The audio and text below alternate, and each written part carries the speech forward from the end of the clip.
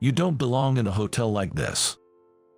Jeff continued with that attitude, looking down on me. Then, Sarah approached him and pulled something out of her purse. "So you are Jeff," she stated. She handed him the item she had taken out. He was so taken aback that he was speechless. "My name is Michael. I work as an office worker. Sarah and I have been married for a year, and although we get along well, there's been one concern. It's about how busy my job is.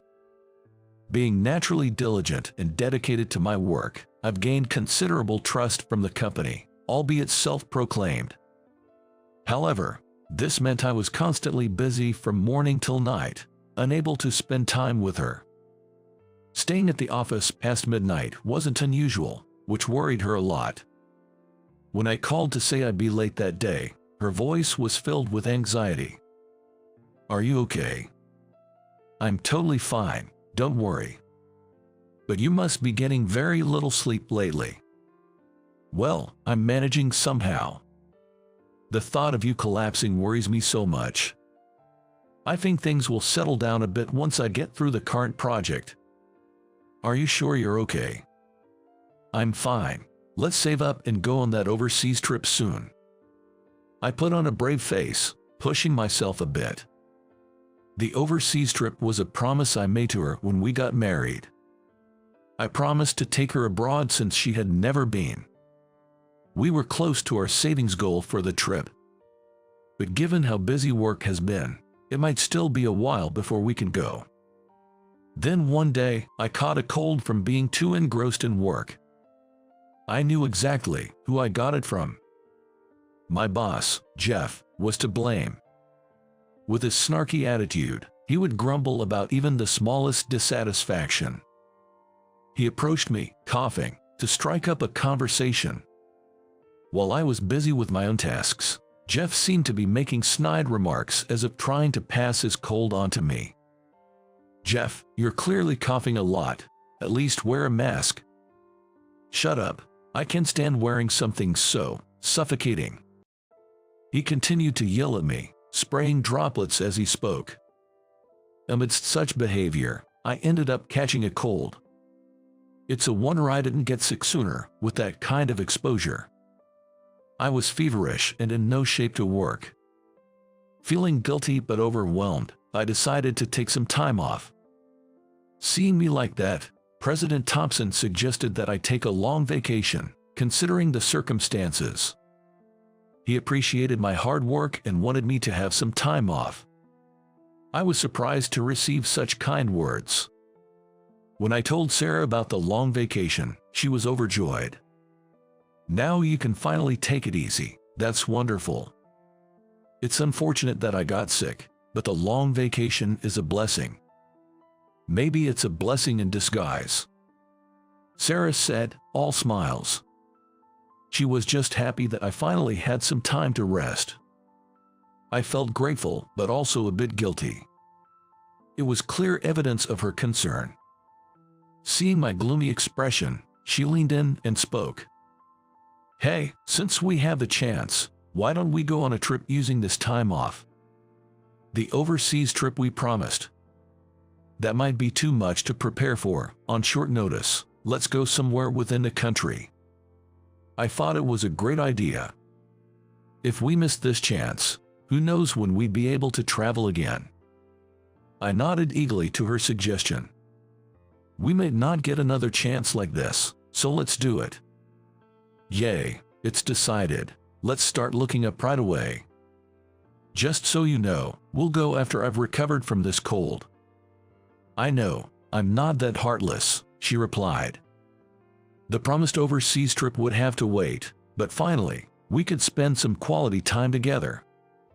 I rested fully, and the cold was gone in no time. Few days after my recovery, we splurged on a stay at a luxury hotel. It was a place we decided on after much research and discussion, looking through the internet and magazines. After checking our luggage at the hotel, we went sightseeing. We enjoyed local delicacies, visited museums, and savored each experience thoroughly. Everything was enjoyable and fulfilling. I was glad we came. It felt like I had not laughed this much in a long time. A different sense of fulfillment filled me, unlike when I was working. Seeing her having fun just like me made me feel happy, but also a bit guilty. "I'm sorry, Sarah. What's wrong all of a sudden?"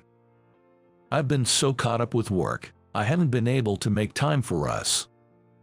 I opened up about my true feelings to Sarah as we walked side by side. But Sarah didn't seem to mind at all. She looked at me with a serious face and laughed. "I love you for your hard work. That's why we're together," she said. "Thank you. Besides, we're having a good time together now, so no problem," she said, giving me a hearty pat on the back. Her positivity had saved me so many times before. With those thoughts, we enjoyed our day out and returned to the hotel. That's when an unexpected person appeared. Well, if it isn't Michael," he said. "Jeff. I never imagined I'd run into someone from work, especially Jeff, on vacation." Our good mood was instantly ruined. He approached us with a smirk on his face. Sensing the tense atmosphere, Sarah's expression darkened. "You surely don't plan to stay in this hotel, do you?" "That was the plan. A person like you doesn't belong in a luxury hotel like this. You should leave," he said. He began to say things that were nonsensical to anyone listening. It was none of his business. "I've already made reservations, so that's not possible." "Ah, I see. You're getting ahead of yourself, aren't you?" I'll be excusing myself to head back to my room. I quickly tried to leave, walking past Jeff. I don't want to tarnish even a moment of this enjoyable time. However, Jeff grabs my arm to stop me. He seems annoyed by my attitude, clearly not pleased. "Wait a minute. What is it? What kind of room are you staying in?" "Just a regular room, but..." I knew it. Hearing my response, he claps his hands joyfully. This happy expression is a sign that the sarcasm is about to start. I've seen it numerous times at work.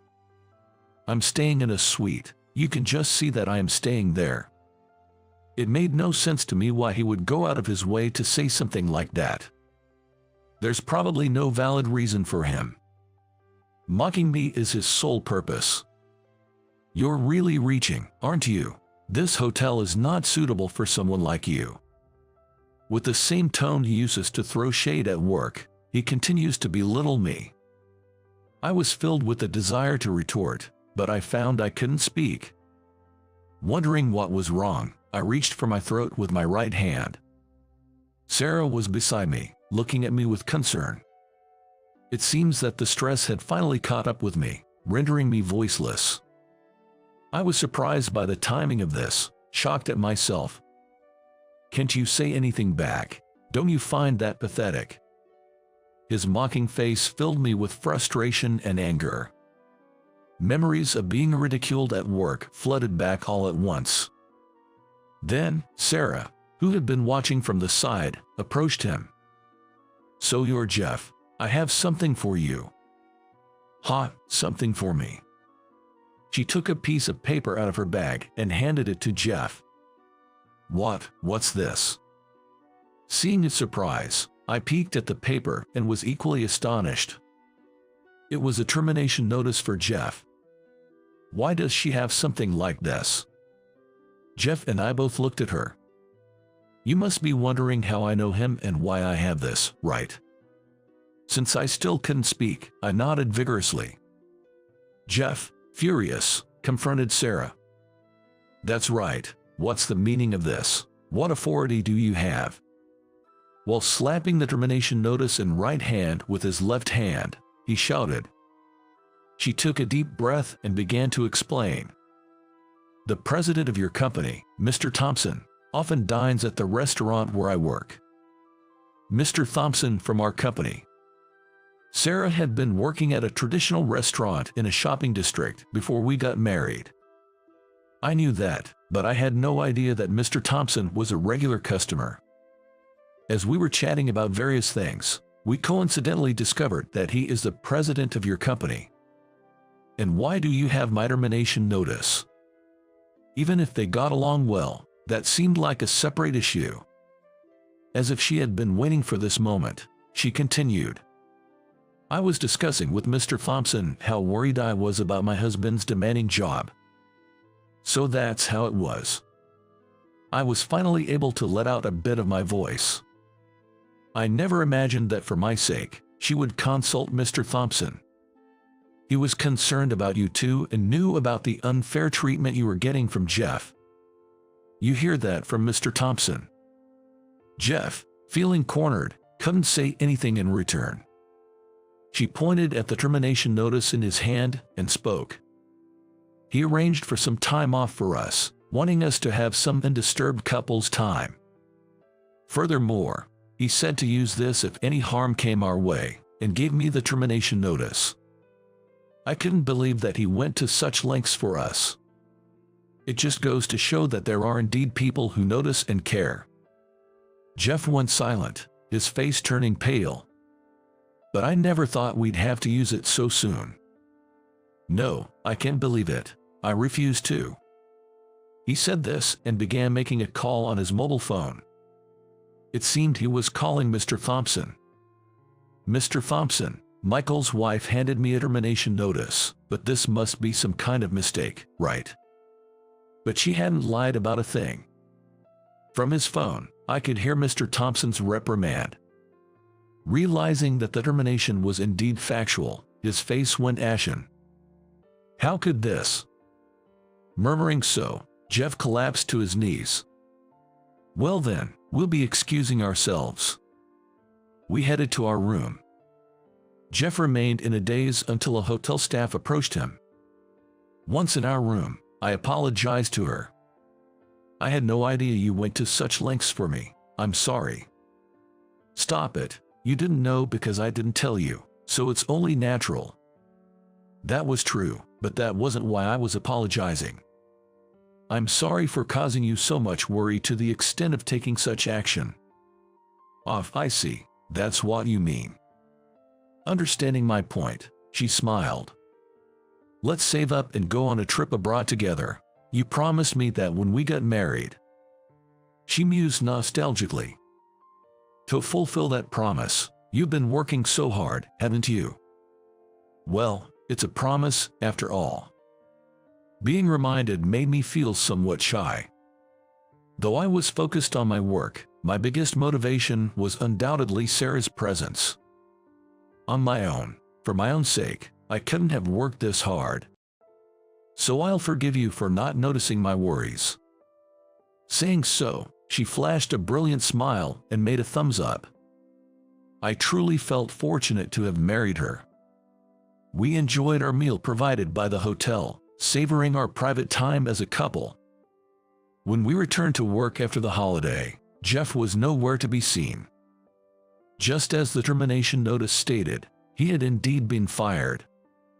Given his nature of always making snide remarks to others besides me, everyone was thrilled at his departure. With someone who hardly worked and only made others uncomfortable gone, the workplace environment improved significantly. Overall motivation increased, leading to a significant boost in performance. I later heard that Jeff, who had stayed at the same hotel as us, was actually there with a woman he met at a club. Being married, the truth eventually reached his wife, leading to divorce proceedings. Combined with the shock of losing his job, Jeff seemingly lost the will to look for work. Now, it seems he's living a frugal life, scraping by on his savings, but who knows how long that will last. It goes without saying that a grim future awaits him. But enough about Jeff, let's get back to my story. Later on, I visited the restaurant where Sarah works. The truth is, this restaurant is where I first met her. I fell for her at first sight when she was working as a waitress, and exchanging contact information with her was the beginning. I remember being the most nervous I've ever been in my life when I asked her out on a date and confessed my feelings. And I clearly remember feeling the happiest I've ever been when she said yes. Since we started dating, I felt too shy to visit her restaurant often. But suddenly, I felt the urge to visit after a long time, and so I did. Back when I used to frequent the place, looking forward to the recommended dishes here was the highlight of my day. Sarah was surprised to see me after such a long time. Oh, what a rare sight. I missed the taste here. Could I get one of the recommended dishes, please? Sure thing. The place was bustling, especially since it was lunchtime. Then, unexpectedly, someone called out to me. A familiar voice came from behind. Hey, isn't that Michael? Har, Mr. Thompson. I knew he was a regular, but I never expected to bump into him here. Meeting him outside of work felt strangely surreal. Mr. Thompson, thank you so much. For what? I'm grateful for all your concern and support. As I expressed my thanks, he laughed heartily and clapped me on the shoulder. Don't worry about it. Really, I can't just. But more importantly, his expression turned serious. Working hard is important, but there are other things in life that you should pay attention to as well. Now, I understand the meaning of his words all too well. From a distance, Sarah was busily attending to customers. Being busy with work is precisely when you need to face what's truly important. This whole incident has made me acutely aware of that. There's no doubt that work is important. But that's not all there is to life. I haven't yet fulfilled our promise to go on an overseas trip, but I've decided to stop pushing myself too hard for it. Not just for my sake, but for Sarah's as well. Watching Sarah work, I made a firm resolution in my heart.